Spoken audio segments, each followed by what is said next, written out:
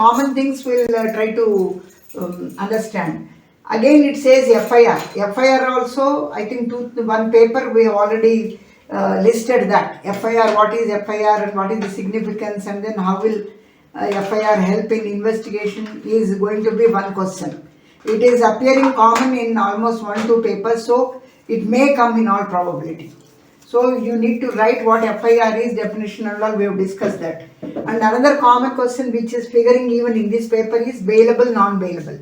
You need to distinguish between bailable and non-bailable offences, and then how they are different, in what aspects will they be different, and then bailable and non-bailable definitions, where do you find, and then in which schedule of CRPC they are specified, and what do you understand really by those terms and all, you need to write about that. And another thing is about expert evidence under section 45. That is also been discussed. What is 45 all about? What are all the topics listed under this? Who will be called an expert? And then why expert is, though the third person, though not connected to any crime and all, he is not a party to crime, but then still his testimony is valued.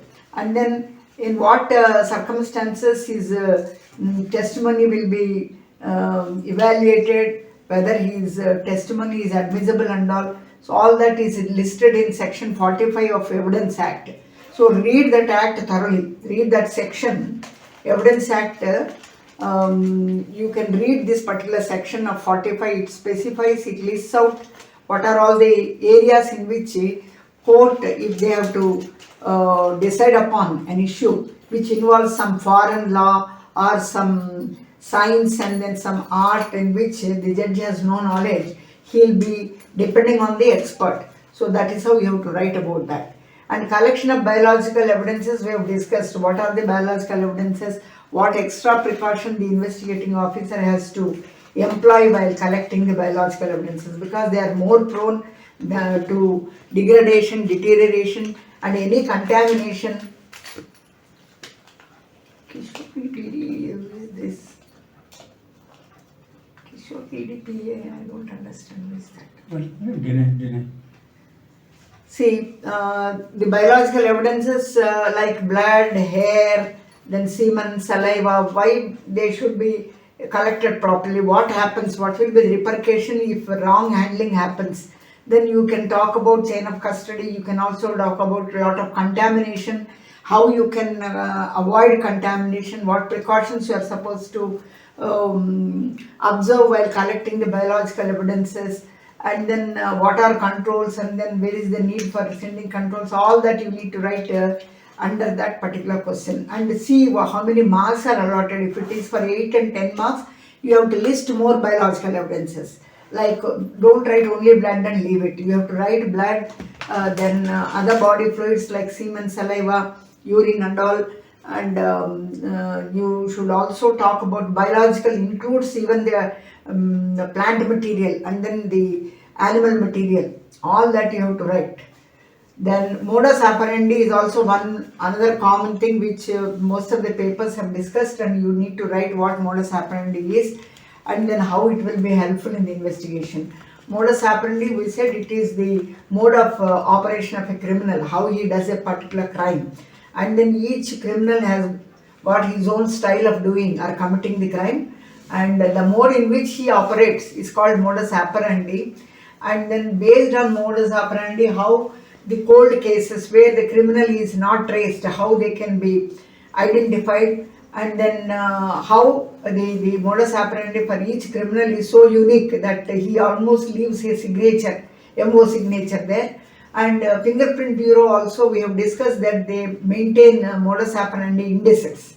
That means based when an accused is arrested, not only his fingerprints are preserved, not only his nature of crime is being listed, and the modus operandi, and then how many years he has been sentenced and in which court he has been sentenced. All this information along with the modus operandi information will be it will be stored in the Fingerprint Bureau. So how it will be helpful, what it is, definition, utility in the investigation, all that you need to write. And physical evidence, this is already been discussed, what constitute the physical evidence, and then what precautions the investigating officer in the crime scene is supposed to take while collecting the physical evidences, what are the sources of physical evidence, and what is the part or significance that they play in the crime scene, and then what if a wrong handling in the physical evidence happen, what will be the repercussion, what will be their state when they are presented in the court of law. If a wrong handling happens, or a wrong sample has been handled, or right sample handled in a wrong way. So these are all the permutation combination you need to write, and classification also you need to write. So depending upon the nature, we said biological, chemical, physical, miscellaneous, and depending upon the crime in which they are appearing, we said rape evidence, robbery evidence. So like that we have to write. And then the significance of the physical evidence, that is, for example, if the defense can prove that physical evidences are not handled properly, there is no proper chain of custody, or the integrity of the physical evidence is spoiled. If the defense can prove this in the court of law, then what will be the fate of the case, and all that you need to write. Legal aspects, then the crime scene management, how you have to ensure that the physical evidence are collected, lifted, and then transported properly, all that you need to write. And of course, sexual crimes and all, what are all the sexual offences that have been listed in IPC, like rape, sodomy, unnatural offences, and then what is the section that specifies, like the 375 and all, punishment is listed in 376 of IPC. Then what kind of physical evidence will be present in that, and why we need to send the victim of a sexual assault immediately to the medical officer for examination, both internal and external, and what kind of evidences will be collected by the male medical officer, male medical officer will be specific for accused, and female medical officer will be specific for the victim, and then what kind of evidences they will be collected, and what will be the use of collecting those evidences, and then what precaution one has to observe, and is there any commercial kit available,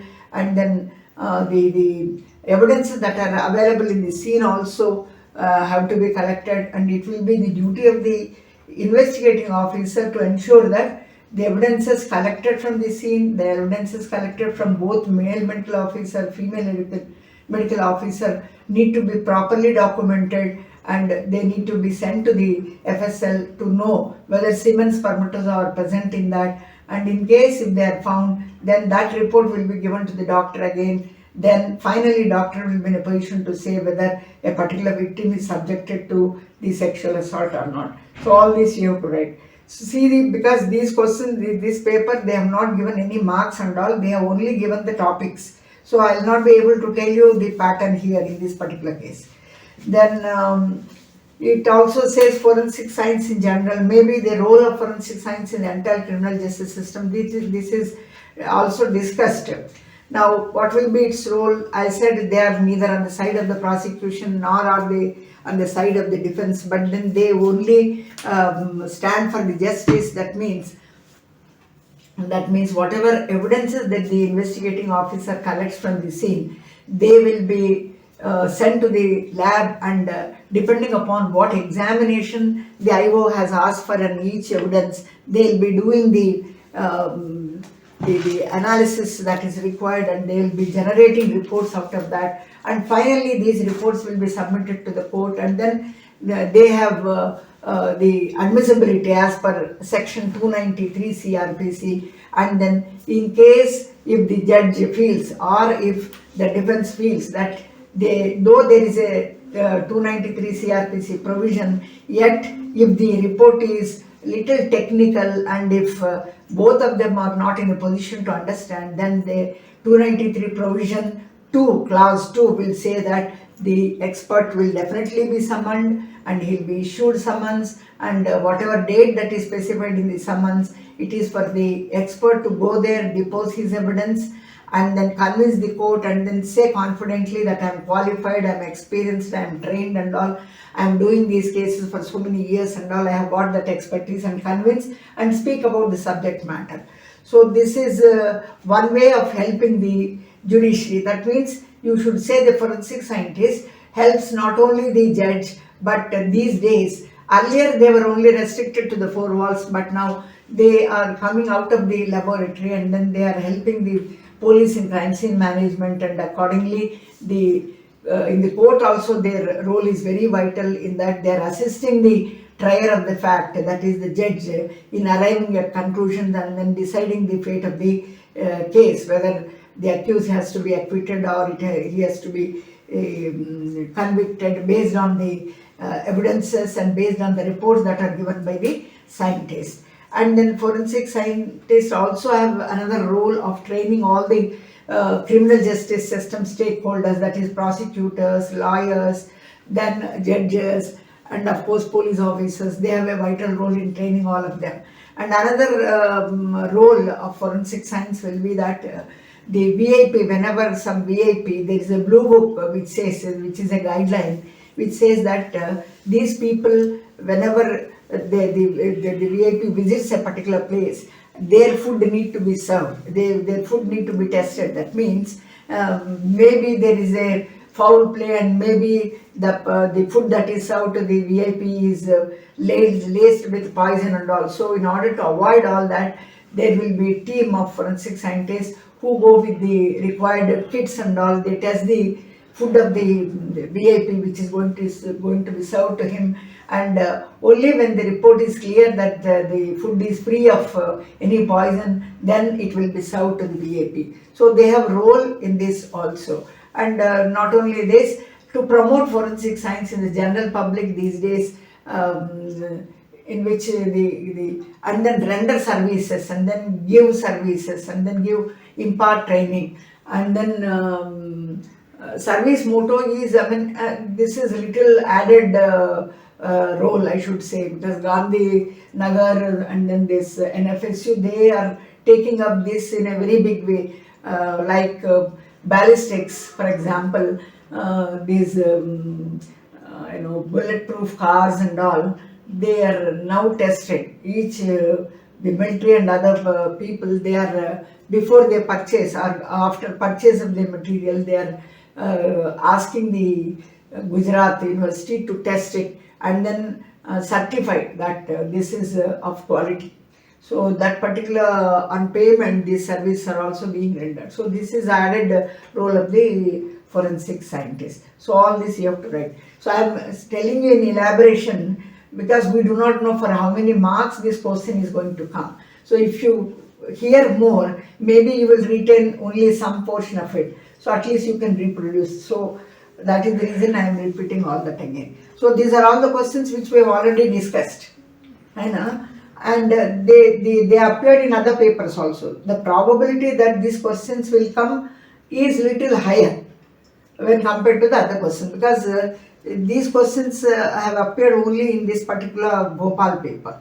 So it says, let us first read out the questions, then we will discuss about them one by one. So for the question which has not figured in any of the question papers available only in the MP, that is Bhopal, is loot versus theft.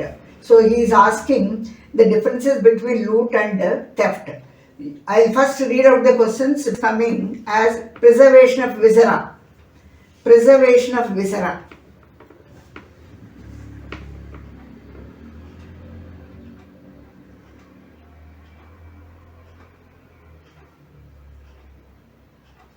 The third one in the list is classification of evidence. Classification of evidence.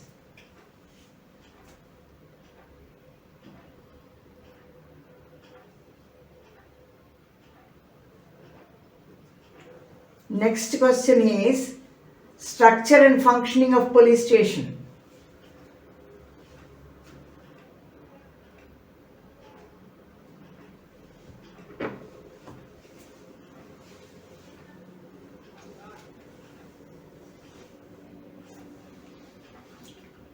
Next will be training procedure of IPS probationers. Training procedure of IPS probationers.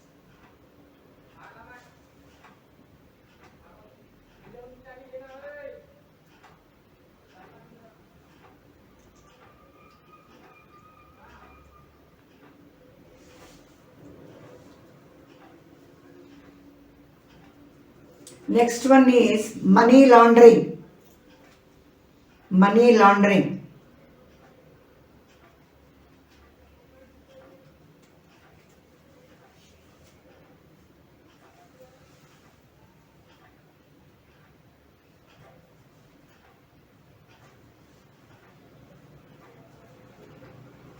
Next is problems, challenges in field investigation.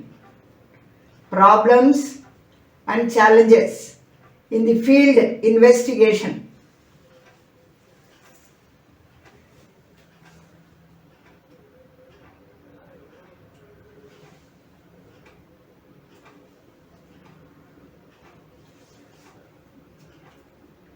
Then police investigation. Police investigation.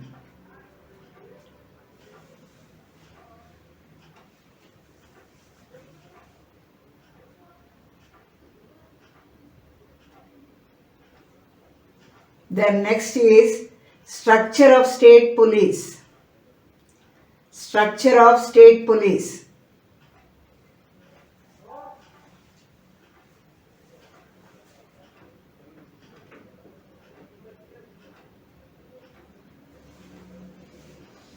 The last will be terrorism in India. Terrorism in India.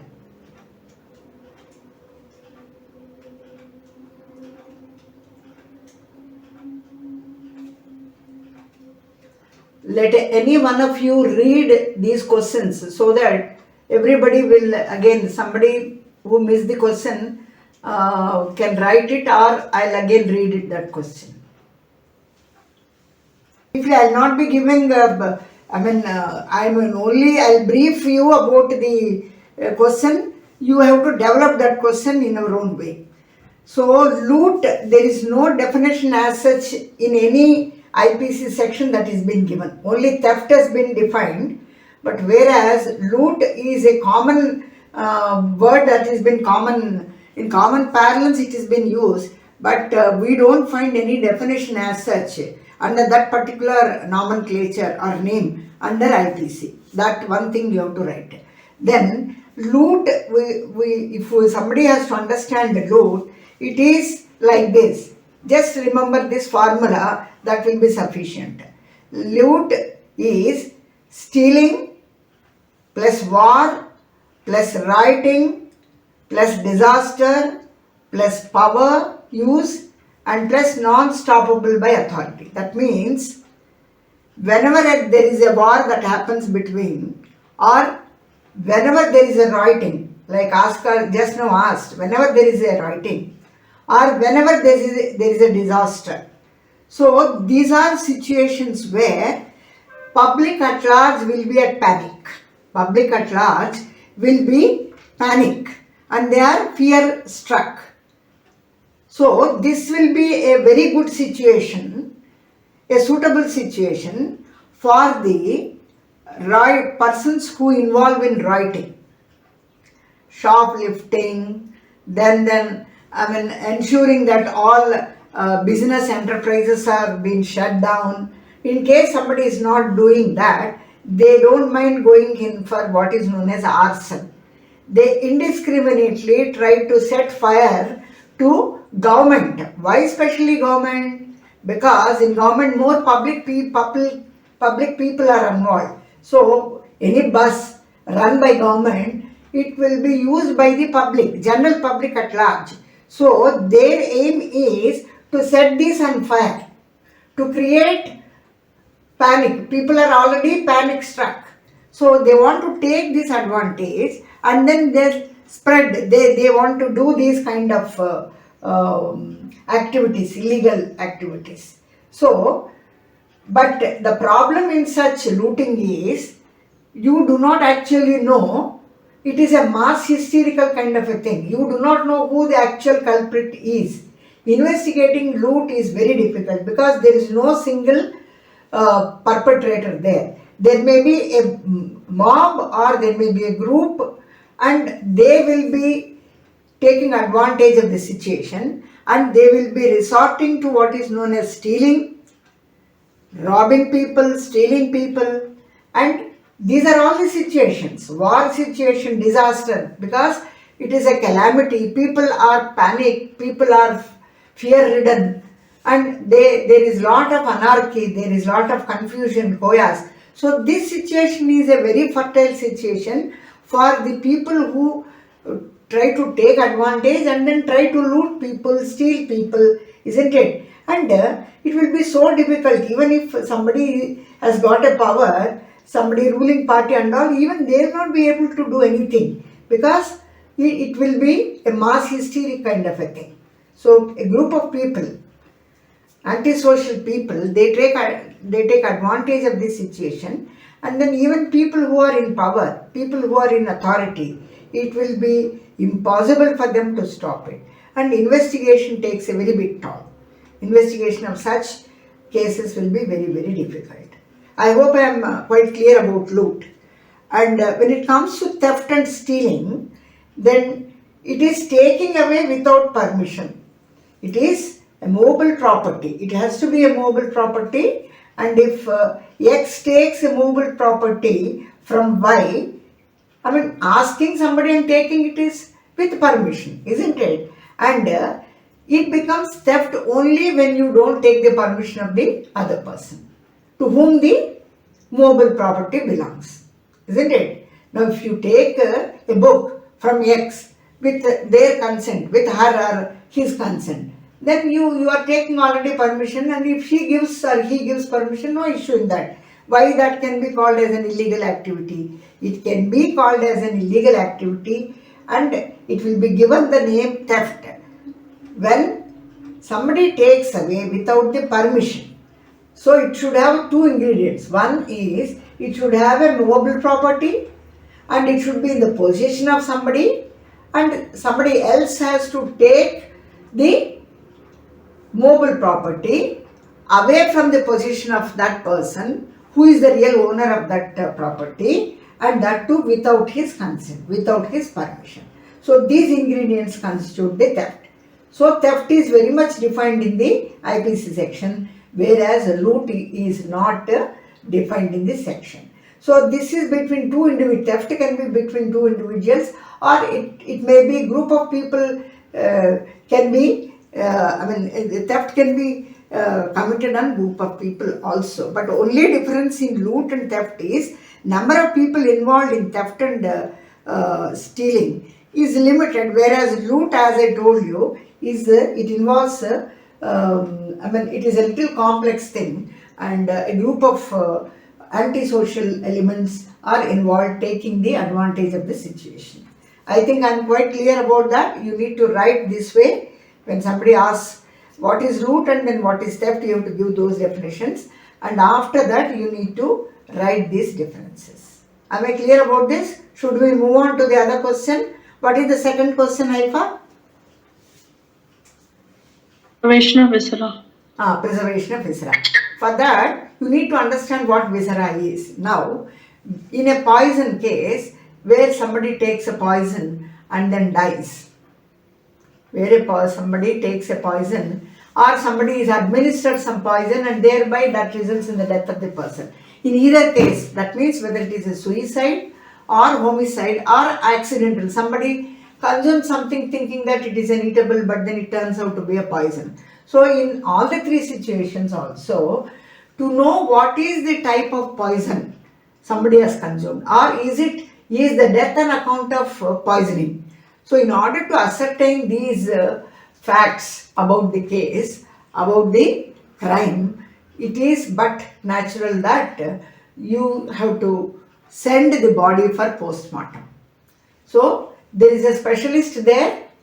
All doctors cannot conduct post-mortem. Only those doctors who are qualified, who have studied forensic medicine, like forensic scientists, they study forensic science. Similarly, forensic medicine doctors, they do this kind of activity. That means whenever death is reported, whether it is natural, unnatural, what is the cause of death, what is the time that has lapsed between the death and notice of the death, and then again the mode of death. So in case of death, to ascertain exact nature of death and cause of death, it is the domain of the forensic medicine doctor. So the body, whenever there is a doubt, whenever the death is unnatural, so the body definitely, because investigating officers, they will not take a chance and they will refer the body for conducting the autopsy or the postmortem, and then the doctor conducts the postmortem, and then he will observe some internal manifestations, external as well as internal manifestation. For example, organophosphorus, that is insecticides, pesticides.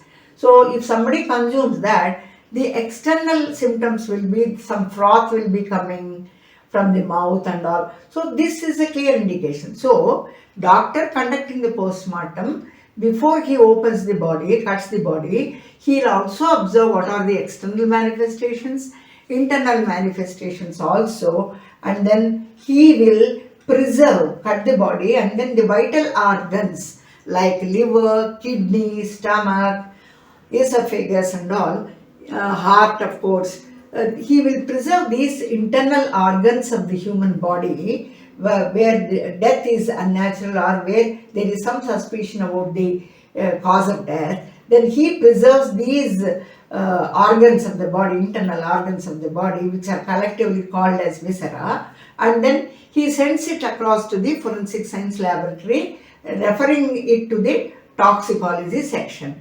Toxicology ka matlab where toxins are examined. So what do they do? What do they do with that? They perform some analysis. They have SOPs for all the poisons. What kind of poison requires what kind of analysis. They have a list. They have an SOP. So they do the, depending upon the post-mortem report and depending upon the symptoms which the IO collects, and then depending upon the 161 statements given by the witnesses and all, they conduct the analysis, specific analysis, and then generate reports. So preservation of viscera is important in all cases of suspected poison where the nature of the poison is not known. Now, why should viscera be preserved? What if viscera is not preserved? Now, if viscera is not preserved, what will happen? Because the viscera or the internal organs, as they are called, they are biological specimens. Now, any biological specimen without any preservative, if you leave them like that in a jar or glass bottle with a proper lid, what will happen? They are subjected to a process called disintegration and putrefaction. Lot of gases get generated and there will be awful smell that comes out of it, and the purpose for which these viscera is sent to the lab is defeated, because in the process even poison will not be able to, it gets masked, and then you will not be able to, the analyst will not be able to predict what is the kind of poison. So after the postmortem, all the viscera, they need to be preserved. For example, why should a right kind of a preservative need to be chosen by the doctor? For example, if you are suspecting a case of alcohol, I mean excess alcohol somebody consumed along with some sleeping pills, and in the process he died. Now, if the suspected poison is alcohol, now if the doctor also erroneously preserves the viscera in the spirit, then in the laboratory you are bound to get alcohol present. Why? Because even spirit is a kind of an alcohol, isn't it? So that is the reason why you need to select the right kind of a preservative. For example, now the viscera is preserved for a purpose of identification of the person, let us say. Now, it has to be preserved in salt, because for DNA, no other preservative will work. All other preservatives will interfere. So either it has to be a special preservative called dimethyl sulfoxide or simple salt. So this will speak why viscera, each viscera in different cases when you are referring, why they need to be preserved. So what will happen if the preservative is not used? And then a separate preservative in a bottle, that also has to be sent along with the viscera.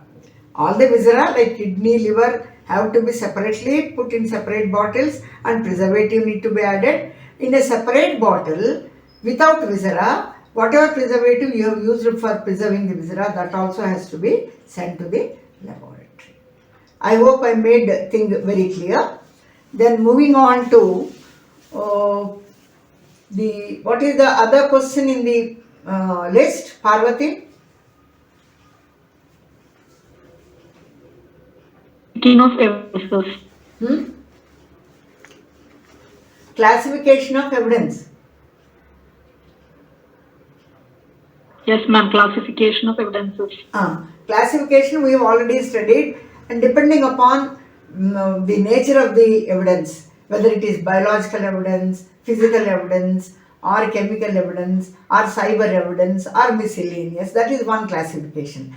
I told you the second classification is in which particular crime this particular evidence is been located. So based on that I said it can be rape evidence, robbery evidence, theft evidence, cyber evidence. So like that, depending upon the case in which they are appearing, you can also classify them like that. The another school of thought is depending upon what purpose the evidence is serving in the crime or in the investigation. That is another school of thought. For example, it is indicating the body of the crime, then it is called corpus delicti evidence. Now it shows the modus operandi of the crime, then we call modus operandi as the evidence. Then the evidence is helping the investigating officer in tracing a particular locality or in tracing the accused, location of the accused. So it is called location screening evidence or identifying evidence. For example, in a particular crime, the accused is leaving his own fingerprints there. While committing the crime, he leaves the fingerprint there. And with the help of fingerprint, the investigating officer will be in a position to identify the criminal, because if he is already a criminal, he has got a history, criminal history, his fingerprints are stored in fingerprint bureau. Now this print which is there in the scene is matching with that of the bureau, which is present in the bureau. So thereby it is helping the investigating officer in identifying. So such evidences are called identifying evidence.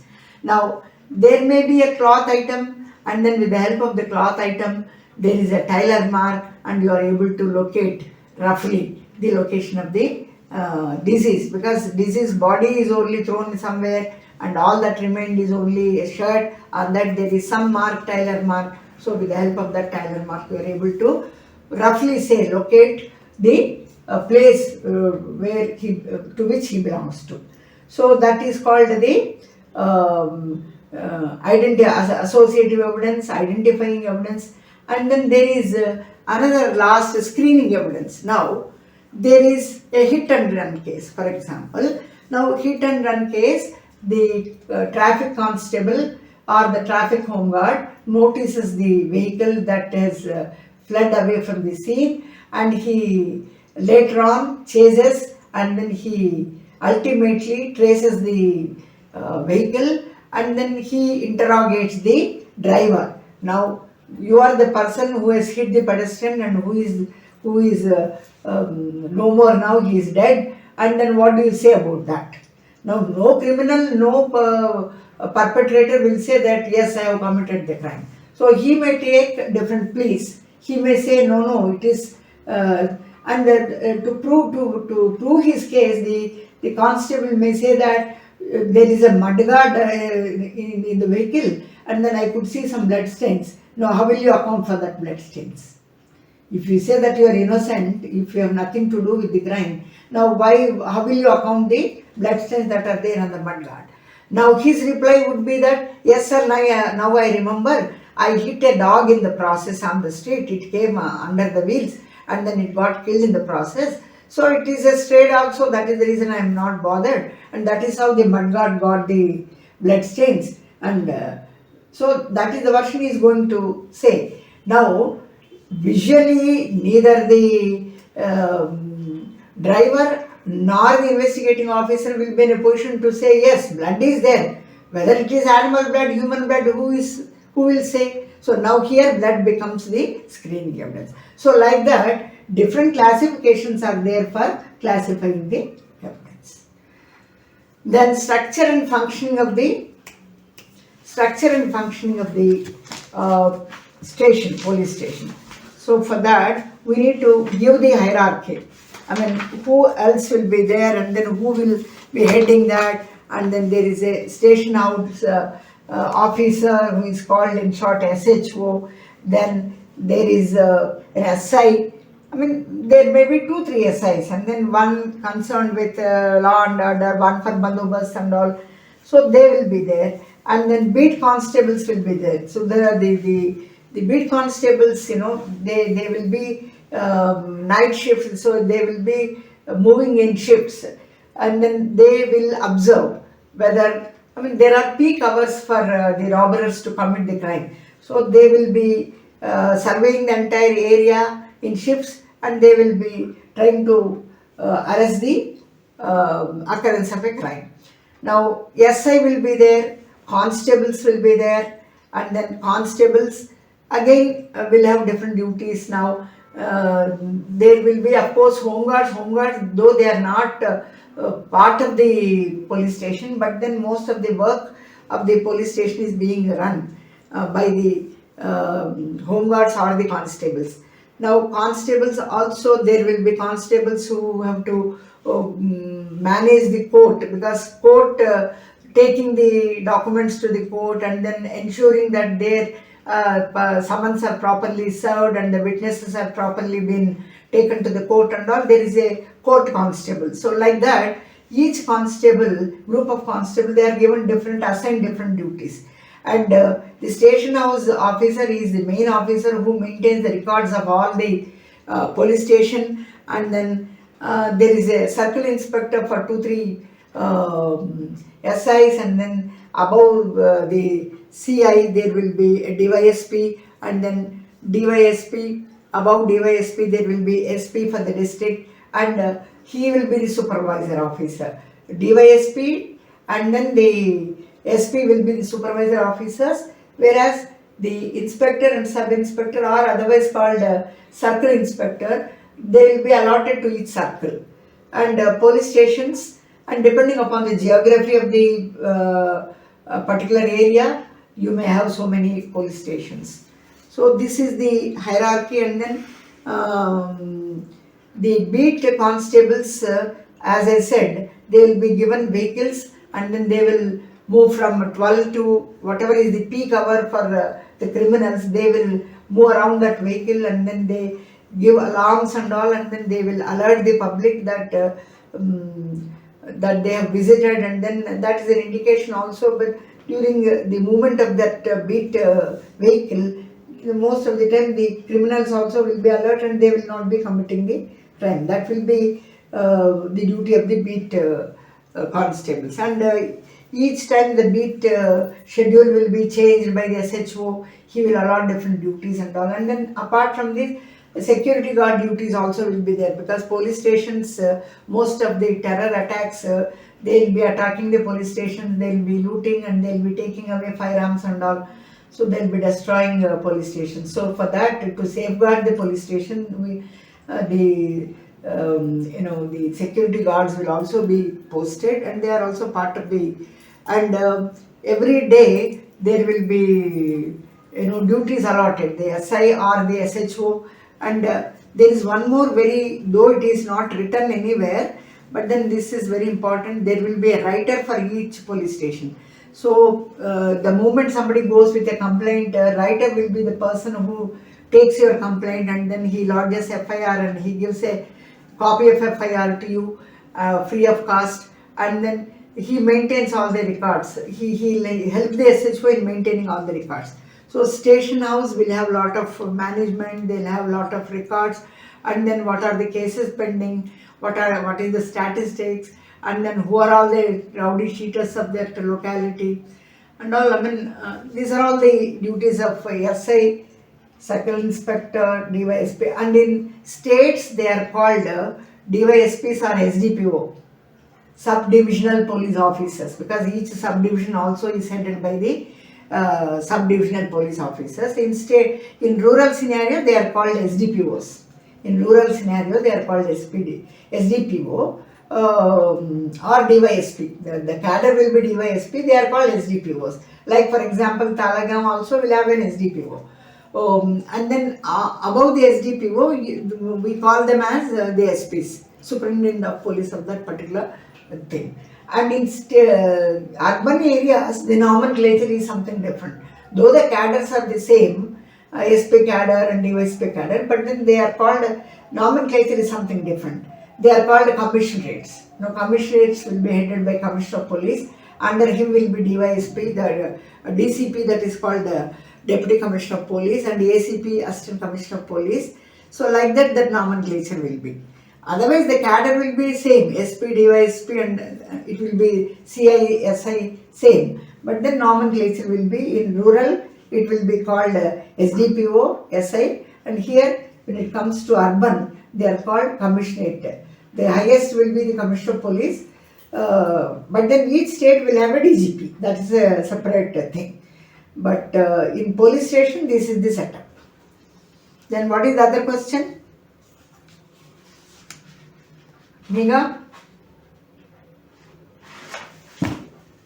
What is the other question? Training procedure for IPS probationers, I ma'am. don't know of all the questions why somebody gives this question. Anyway, we have to see that question also. Now, the IPS probationers, it will be a 9-month period for them. Once they complete the foundation course in Labasna, an institute called Labasna, they will undergo a 9-month program in the because this basic course, basic foundation course will be common for IPS and IAS. That happens in institute called Labasna, Mussoorie. It is placed in Mussoorie, place called Mussoorie. So once they complete that foundation course, both the streams get bifurcated. One stream, these IAS officers will go to Mari Chenna Reddy. Their training will be separate, and those who opted for IPS, that is Indian Police Service, they will be coming to SVP NPA, that is Sardar Vallabhbhai Patel National Police Academy. They will be coming there, and they are called inductees. They are called probationers because their probation is not yet complete. They are called probationers, and a 9-month program will be designed for them. So, which is again divided into two. One is the indoor training, the other one is the outdoor training. So, indoor training, lot of papers will be there, lot of subjects will be covered, right from Police in India, Indian Evidence Act, Indian penal sections, IPC, and then procedure codes, criminal procedure codes, special local law, and then crime prevention. So they have different papers, different subjects. They need to study those things: forensic medicine, forensic science, theory as well as practicals, investigation, and public peace, and internal security, leadership, ethics, HR. So there are so many subjects. Now they have made some clubbed all these and then made only 7 to 9 papers only. Earlier there were some 15 papers. Now they have reduced drastically the number of papers there. And forensic science medicine, they made it only 1 paper. So apart from the indoor training, that means this will happen within the classrooms. Indoor ka matlab, they will happen within the classroom. And there is an outdoor component also. Outdoor component, because police are supposed to maintain their physique and they need to be very, very agile and all. So to maintain their physique, there will be a lot of outdoor activities for them.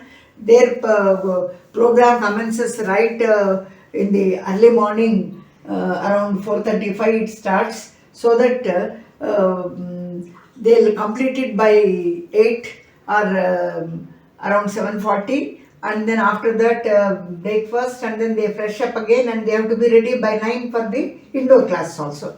So outdoor is again split into morning, some component will be there, vigorous exercise, and evening it will be light games or some other sports of interest and all. It will be divided that way. So the main components of the outdoor will be PT, yoga, drill, and then firing, because they also should know firing. So firing, horse riding will be there, and then tactics, and then right drill. Whenever right happens, what kind of drill somebody has to observe. And then of course driving, swimming, these are basic skills. They will also be given those skills. And then unarmed combat, like even martial arts and all, they will be given that. And then yoga will be given to them. And I said sports and games of their choice, that will be there in the afternoon. And road walk will be there in order to make their physics strong and all. There will be 5 km, 10 km. Apart from running, vigorous walking, there will be running also. So gradually they try to develop their physique and all. Initially when they come, they are all, out of shape. They are not in that fitness. So with all these outdoor activity, the aim will be to bring them to that size, depending upon their height and then body mass. It has to be proper. There are indices, and then each individual will be assessed. And if somebody is overweight, their diet will also be accordingly planned, and then proper nutritious food will be given to them, and then that's how they are supposed to maintain their physique and all.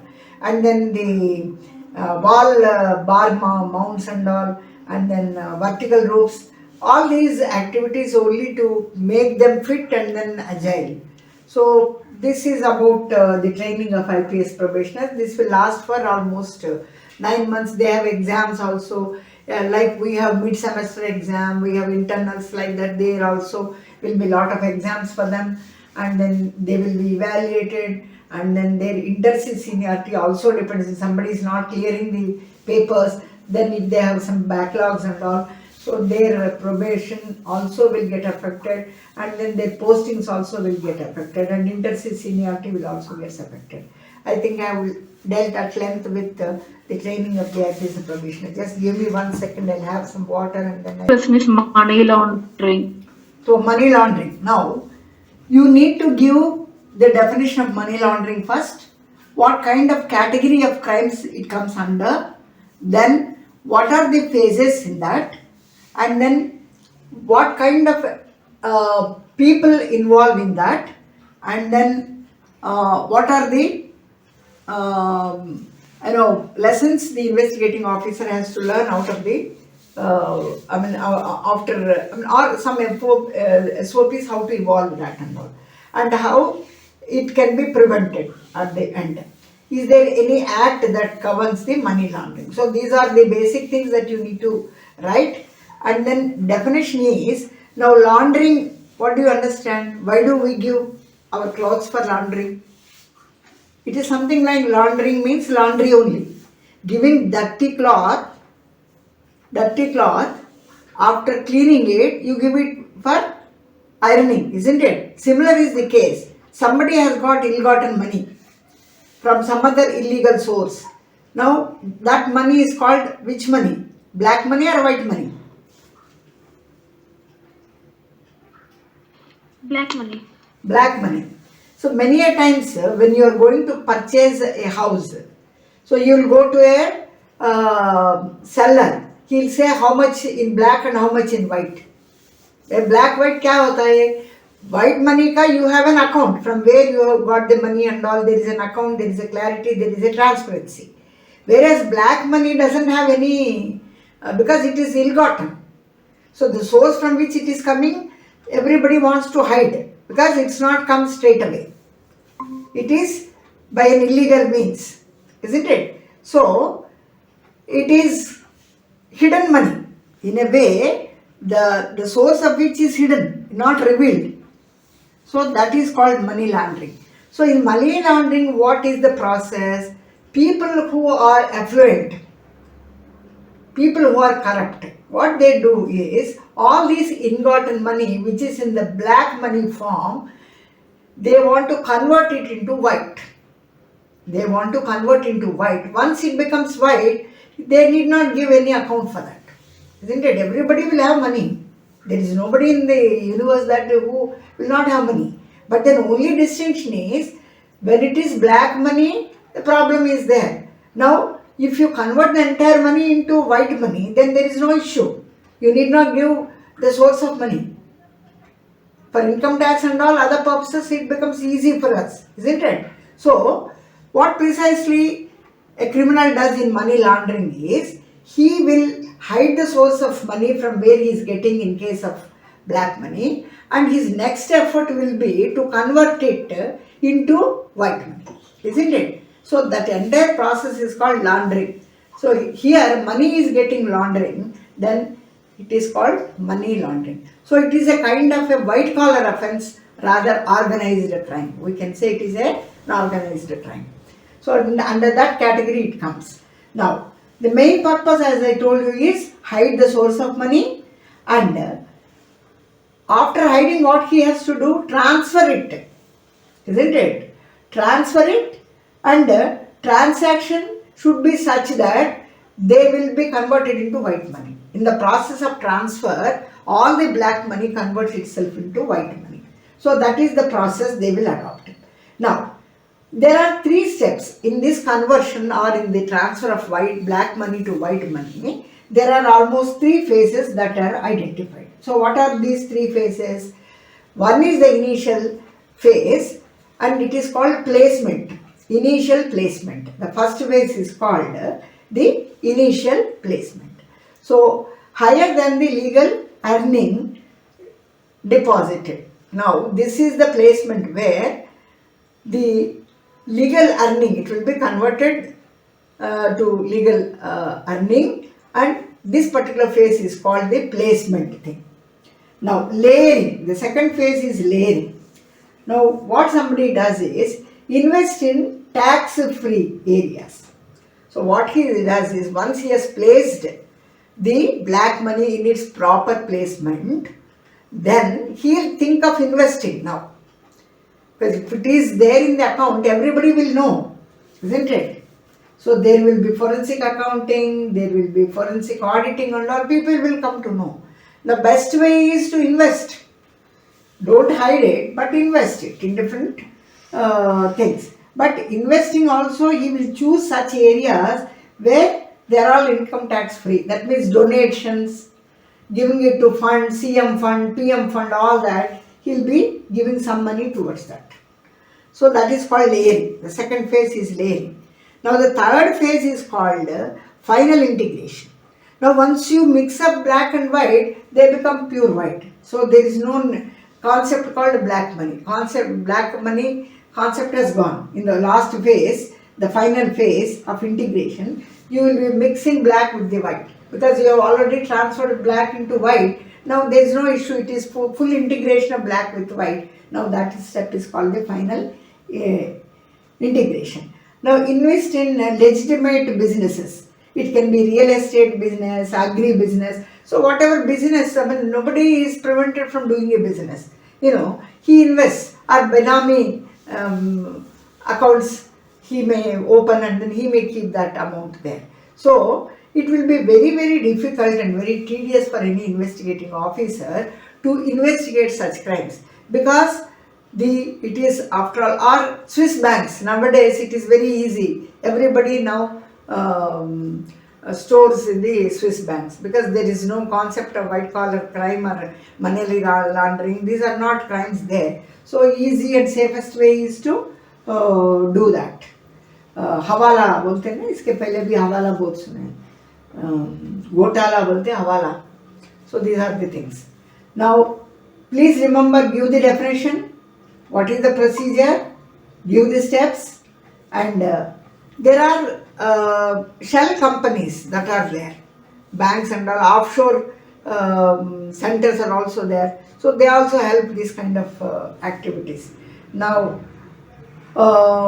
so in order to prevent this kind of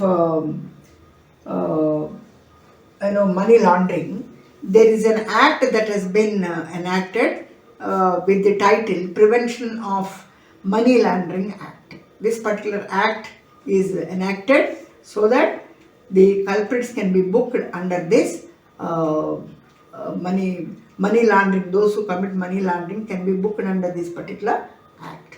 So this is how we have to write. So we'll go to the next question again. What is the next question? Somebody please read the question.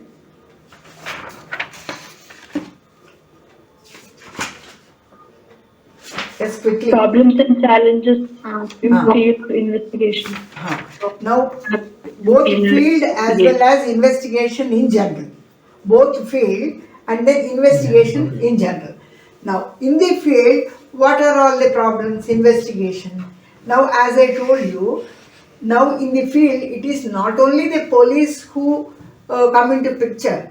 Of late, I told you, even it is the duty of the forensic scientists, because some crimes have been committed using the latest technologies, drone technologies, or the big analytics technologies, or cyber technologies. So many crimes have been committed now, not in a traditional way, but then the latest technology or scientific innovations the perpetrator is using, and then he is committing the crimes.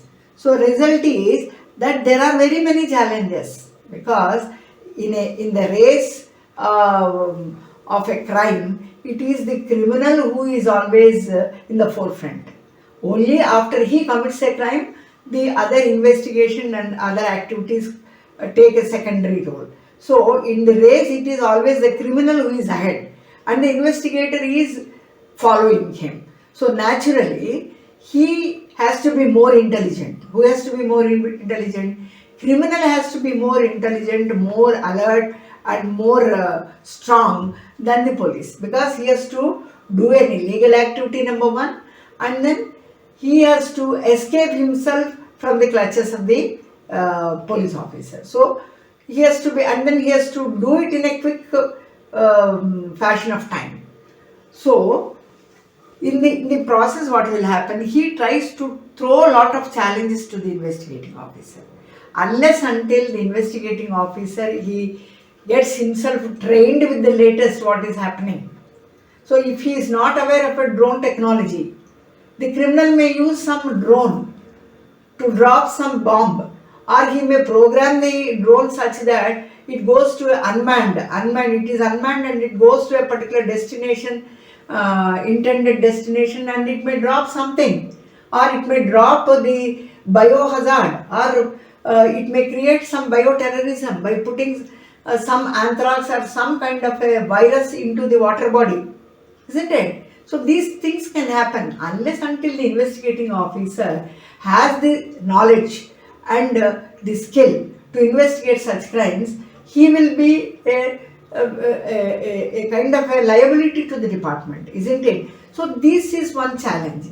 Not keeping himself professionally equipped, not keeping himself abreast with what is happening, even if he is talented, even if he is trained. Now, he may have a lot of pressures also again.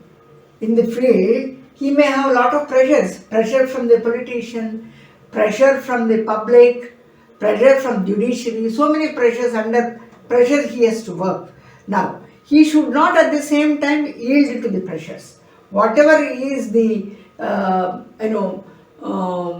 situation that presents to him, and he has to follow all the legal formalities. Not that if he just collects all the evidence as he pleases and send it whatever he thinks is right to the lab without following any procedures, without correct handling, without following correct procedures of packing. What will happen? He will have the same kind of a he has to do the same kind of work, but then that will not yield any results. He will be putting the same effort, but then his effort will be wasted. Why? Because he has not followed a particular right procedure, and he has not carried the wherewithal. He has not carried any kit. He has not interrogated the accused. He has not interrogated the witnesses properly. Then he has not taken documentation properly. Where he is supposed to take sign of the witness, he has not taken. So mere document without any signature will not have any value. So these are all the challenges. These are all the issues. You have to write all these things. What is the next question?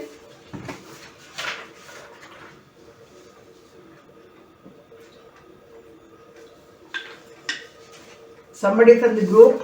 I need not every time tell somebody from the group. Anybody can What is the next question? Read. Yes. Police investigation. Police investigation. This is the police investigation. Whatever we have done, discussed, that is investigation at the field level and also at the investigation per se. Because both things, only police officer is there. In the field investigation, even the forensic scientist will be there. So police, in the field level, you need to talk about the crime scene management mainly. Investigation per se, procuring the witnesses, taking the statements and all is general investigation. Field investigation is part of the investigation total per se. Yes. What is the other question? Next question. Structure of state police. State police. State police, we have, I told you, no, police station and state police I have already told. State police, I told you this, in rural it will be something different, and then in the state it will be, see, as I said, in the police station, inspector will be the person, but then in the commissionerate, as I told you, in the urban scenario, I told you that commissionerate will be there, and then the person who is heading the commissionerate will be called commissioner of police. So under him there are joint commissioner of police, because they are given different portfolios. 4 or 5 joint commissioners will be there. So each one will be given a separate portfolio. Like for example, joint commissioner law and order is there. Law and order is there. So his portfolio is very clear. He looks after law and order only. And for example, the joint commissioner admin is there. So administrative related issues he will be looking after. Similarly, there may be one more joint commissioner called crime.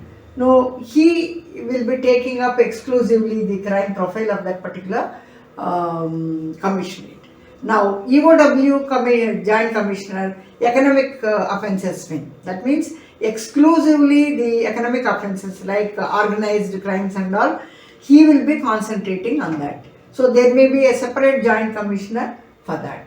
And yet another joint commissioner exclusively may be looking after the traffic. So like that, there will be joint commissioners working under commissionerate. And to supervise the working of all the joint commissioners will be the commissioner. So ultimately, commissioner will be responsible. Whatever happens in the commissionerate, he will be exclusively responsible, and under him there will be people working. Like that, for example, let us take joint commissioner of crimes. Now he will be assisted by DCP, that is Deputy Commissioner of Police. So Deputy Commissioner of Police working for crime joint commissioner will be called DCP detection. Detection means crime detection and all. And he will be assisted by ACP crimes. ACP ka matlab Assistant Commissioner of Police. So that means a joint commissioner of crimes will have a DCP detection and an ACP crime. Now what does this ACP does finally? Now ACP crimes, what are all the areas of operation for him? So extortion cases, property offences, then motor vehicle thefts, anti-dacoity, robbery, all these activities he will be looking after. Then similarly, there may be DCP enforcement looking after anti-trafficking, because trafficking is also a very big crime involving, almost an organized kind of a crime. Now there has to be anti-trafficking cell also. So DCP enforcement will look after anti-trafficking cell also, and he will also be looking after the prevention of robbery, or investigating the robbery cases.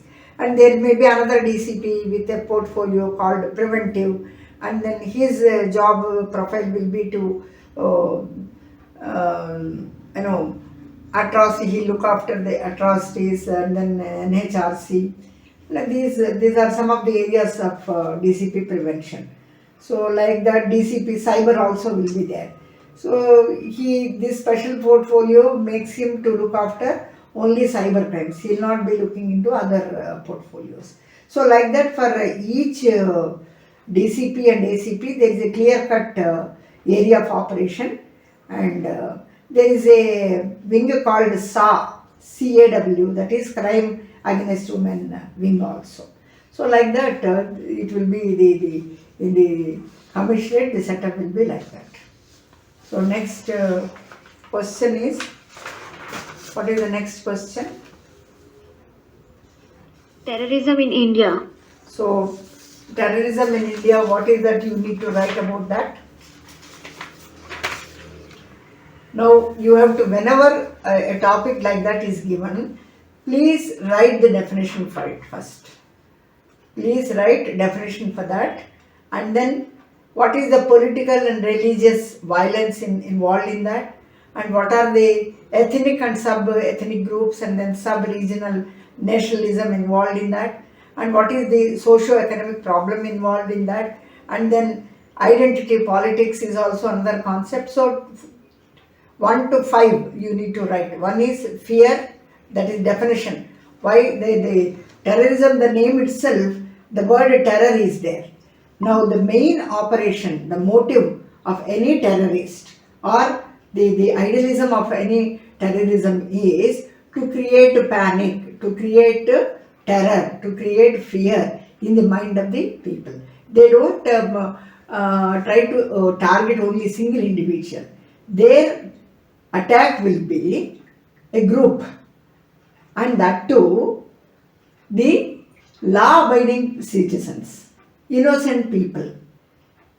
And innocent people, fear will be more because they are law-abiding, they are God-fearing. So if they can create fear in this particular group of people, section of people, then their mission will get completed. So terrorism operates mainly by creating panic, terror, fear among the law-abiding citizens, and then thereby gain power.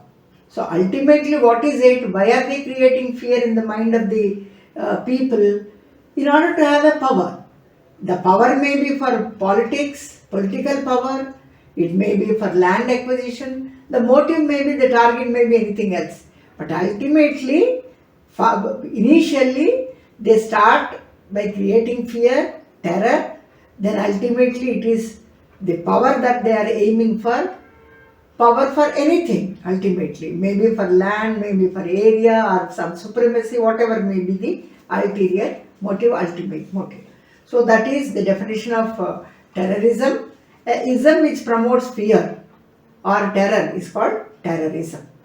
Now it can be politically motivated, it may be a religious thing, like or a particular community or a particular caste, and ethnic, it may be between ethnic groups and all. And what is the socio-economic impact?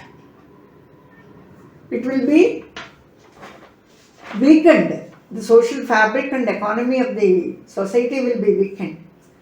Now it started with Muslims in Pakistan, spread over to Bangladesh, and then a lot of killings have happened.